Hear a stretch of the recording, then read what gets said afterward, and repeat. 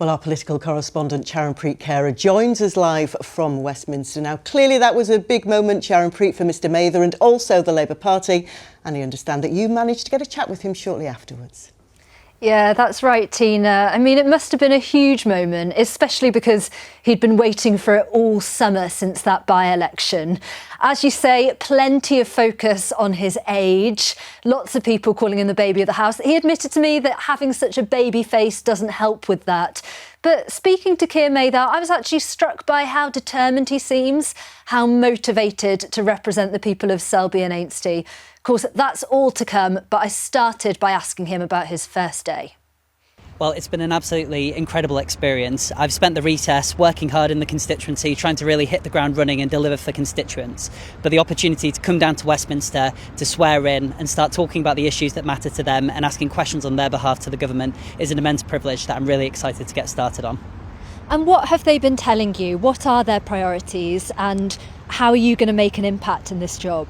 So they want somebody in Selby and Ainsty to be a passionate, strong voice for our local community and really focus on the issues that matter, whether that's the cost of living crisis, broken public transport networks, or the need for new flood defences. During the by-election, local people made it loud and clear that they wanted a change and wanted somebody with a strong voice down to Westminster, and I really look forward to being that voice. Now, you grew up in Selby, you were born in Hull. How did that upbringing impact on your desire to go into politics?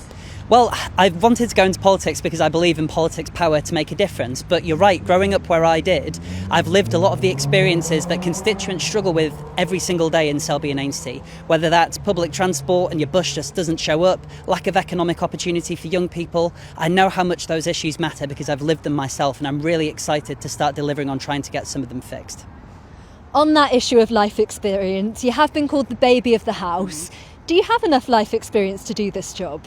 Absolutely. Well, Parliament is the people's house, and that means that you need people from all walks of life, all ages and all experience. And like I said, I think because I've lived so many of those issues that local constituents are facing, they know that they have somebody who gets it and fundamentally who is on their side and will be fighting for them in Parliament.